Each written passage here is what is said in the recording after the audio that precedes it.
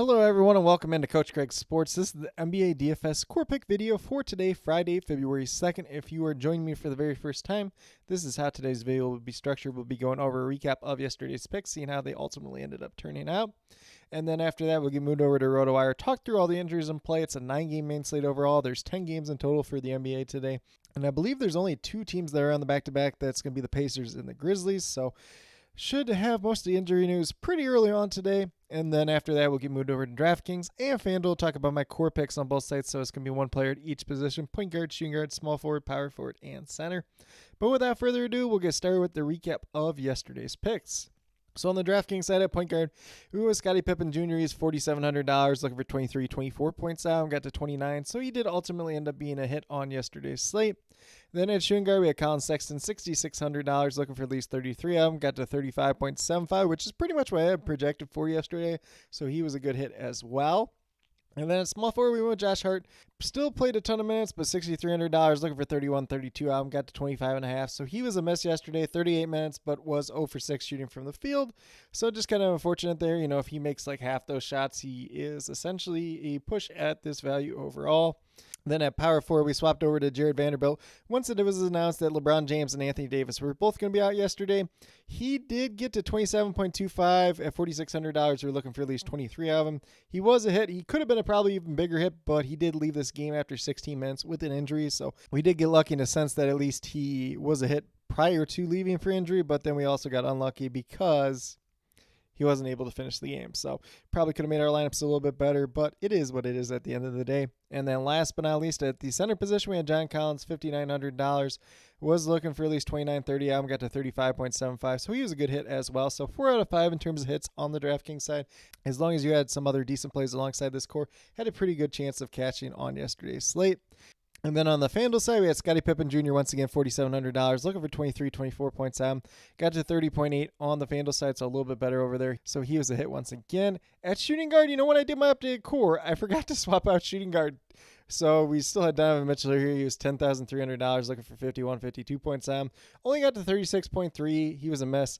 Not like an overall bad day for him. He shot the ball decently well. He had like 7 assists. It just wasn't that great performance. You know, obviously with Darius Garland being back, he does take a little bit of a step down at the same time as well. This should have been D'Angelo Russell once LeBron James and Anthony Davis were ruled out. $7,600, looking for 38 out of him, got to 51.6, so he would have been a really good hit there. And then at small forward, we had Josh Hart once again, $6,500, looking for 32, 33 out of him. He got to 24.9, so he did ultimately end up being a mess, like we said on DraftKings. Played 38 minutes, but was 0 for 6 shooting from the field. And then once again at power forward, we had Jared Vanderbilt, $5,300, looking for 26, 27 points out. Got to 27.4. He was a hit, but once again, unfortunately, did leave the game relatively early with an injury, so that was unfortunate. So if you got to some Rui Hachimura as well, he was a really good play yesterday. And then last but not least, on the FanDuel side, we have Precious Achiuwa at center, $5,900, looking for 29, 30 out. Got to 47.2, so he was one of the better plays on yesterday's slate altogether. So in terms of FanDuel, it was pretty decent as well. But, you know, kind of that slip up of me forgetting Donovan Mitchell there at the shooting guard spot, not switching it over to D'Angelo Russell. Maybe it impacted you guys a little bit, so I do apologize for that. You know, when I was going through, I'm like, oh, Jared Vanderbilt, switch him out for G.G. Jackson. Not a big deal there, but then I kind of forgot that we had to switch out our shooting guard position based on the value that did open up throughout the day. So once again, do truly apologize for that. But with that being said, we'll get moved over to RotoWire and talk through those injuries in play for today's slate overall. So once again, it is a 9-game main slate on both sides. There are 10 games in total for the NBA today. There's only the 2 teams on the back-to-back with the Pacers and the Grizzlies. So we're going to start off with the Clippers. They got Diabate and Zubac both out once again, so no changes there whatsoever. For the Detroit Pistons side, Isaiah Stewart remains out. Mike Muscala joins him. He started their most recent game, and he left that game really early with a head injury. I would believe probably a concussion. So they're both going to be out tonight. Cade Cunningham listed as probable to play. So we'll see who that 5th starter ultimately is for the Detroit Pistons, whether it's Kevin Knox, whether it's a Sir Thompson, or it could even be Danilo Gallinari, who played really well in their last game and is really cheap on both sites today. Then we move over to the Miami Heat with Duncan Robinson out once again, so no changes there whatsoever. For the Washington Wizards, Isaiah Livers remains out, and then we have Landry Shamet and Jordan Poole both listed as questionable due to illness, so we'll see whether or not they're back tonight or not. Both did ultimately end up missing on Wednesday. Jordan Poole was a late scratch in that game, and then Marvin Bagley's dealing with some back issues, so we'll see whether or not he plays tonight or not. If he's out, it probably makes Daniel Gafford, Kyle Kuzma look a little bit better as well. And then we move over to the Phoenix Suns. We got Damon Lee out once again. Bol listed as probable. And then it looks like Grayson Allen should be back today as he has no injury designation at this point in time. For the Atlanta Hawks, we got Gaye and Krevich both out once again. And then we have DeAndre Hunter listed as questionable to play due to that knee injury. And he's been back like a game or two now at this point in time. So to see him questionable again is kind of unfortunate. But hopefully everything's good with him and his knee overall. And then we move down to Sacramento Kings. Sasha Vechenko is listed as questionable once again with that ankle injury. We'll see whether or not he ultimately ends up playing tonight. And then for the Pacers, they're on the back-to-back. So we'll see what their injury report looks like as the day moves along. We'll see whether or not they let Tyrese Halliburton play on the back-to-back coming off that hamstring injury that's been bugging him for quite some time. Then we move over to the Toronto Raptors. Noel is technically out, but he's in the G League, so we're not too worried about him. Jonte Porter is listed as doubtful for tonight's game. Probably not going to see him. Kind of shortens up their center depth, but we'll see whether or not Jakob Poeltl's actually back tonight. He's been dealing with that ankle injury for a little while, but he is listed as questionable for tonight's game. If he's unable to go, it's just going to be Thad Young and Chris Boucher at that center position tonight, so you could take some shots on both them if Jakob Poeltl is out once again. And then we got Emmanuel Quickley and RJ Barrett, both listed as questionable to play tonight as well. So a Toronto team that could look a lot of different ways just depending on how this injury news breaks throughout the day. And then we move over to the Houston Rockets. We got Tari Eason and Alfred Sengun, both listed as questionable to play today. Sengun is dealing with an illness. We'll see whether or not he's ultimately good to go or not. If he's unable to go, it might just be Jabari Smith moving over at that center position and Jeff Green getting the start is kind of what I assume at this point in time. We might see a little bit of Jock Landale tonight. We'll just have to see how that all plays out, though. And then we move down to the Orlando Magic. Gary Harris listed as probable to play coming off that calf injury. He's been out for a little while at this point in time. And then for the Timberwolves, just Jalen Clark out once again. He's been out all season. And then we move over to the New Orleans Pelicans. Herb Jones, Larry Nance, and Zion Williamson, all listed as questionable for tonight's game. So it could be a little bit of value opening up on this Pelicans team overall, but we'll just have to see what that looks like as the day moves along. And then on the Spurs side, we got Zach Collins and Kelton Johnson, both listed as questionable to play. Both did miss their most recent game, so we'll see if that's the same case tonight as well. And then we move over to the Charlotte Hornets. We got Gordon Hayward, Kyle Lowry, and Mark Williams all listed out once again. And then LaMelo Ball listed as doubtful. So probably seeing a similar lineup to what we seen last time. We saw Bruce McGowan get the start. We'll see whether or not that's the same case tonight or not. They've been kind of cycling through that fifth starter as of late. The one game it was P.J. Washington, and they went really big. Last game was Bryce McGowan. So we'll just see how that plays out as the day moves along. And on the Thunder side, we got Isaiah Joe and Jalen Williams, the starting forward, listed as out for them today overall. So we did see Kenrich Williams get the start in the absence of Jalen Williams last game. He only played like 17 minutes in that game. It was not that great overall, so we're probably not going back to him today either way. And then we move down to the Golden State Warriors, who were without Moses Moody, Chris Paul, Gary Payton II, and Dario Saric. So Saric is the newest one there. Kind of shortens up some of their big man depth as of late. And then we got Draymond Green listed as probable to play tonight. And then we'll just see if anything else changes. We'll see what their starting lineup ultimately ends up looking like tonight. Tentatively on RotoWire, it's Jonathan Kuminga starting, but I don't think that's ultimately going to be the case, but we'll see as the day moves along. And then for the Grizzlies, they're on the back-to-back, so we'll see what their injury report looks like as the day moves along. But if it's anything like it's been as of late, you're going to see a lot of guys out. They just did recently trade for Victor Oladipo.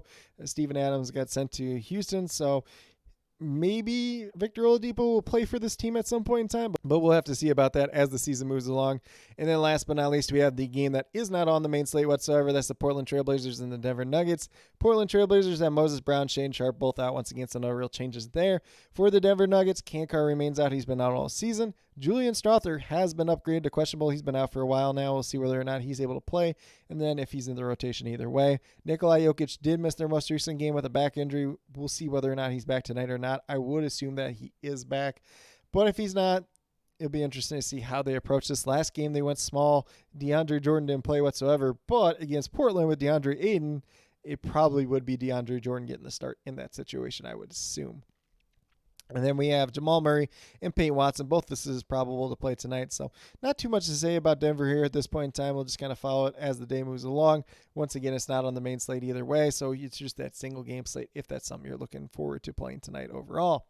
But with that being said, that's a quick little rundown on all the injuries and play for tonight's games. As always, I will be posting all the injury updates as they do come out throughout the day, as well as the starting lineups as they do get announced throughout the night. But with that being said, we'll get moving over to DraftKings and talk about my core picks over there. So on the DraftKings side at the point guard position, we're going back to Scottie Pippen Jr. once again today, up to $4,900 at this point in time. Still probably just a little bit too cheap.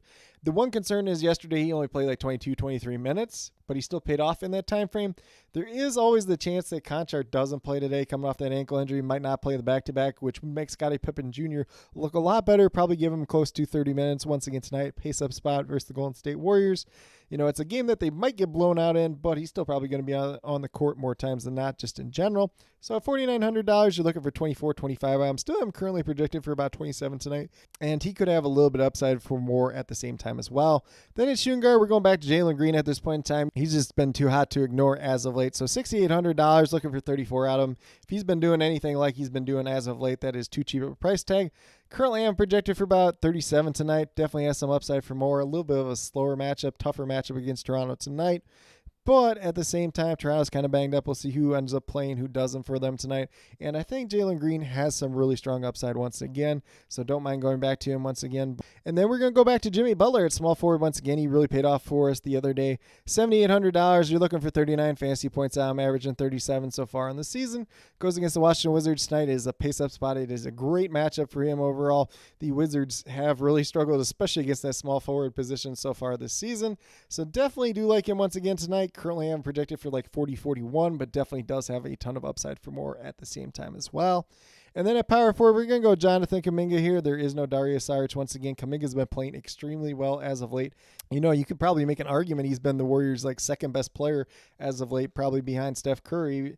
And, that's saying a lot, but Kuminga's just really playing at another level at this point in time. $6,200, looking for 31 out of him. Currently, I'm projected for 34 tonight. It's a really good matchup for the Memphis Grizzlies.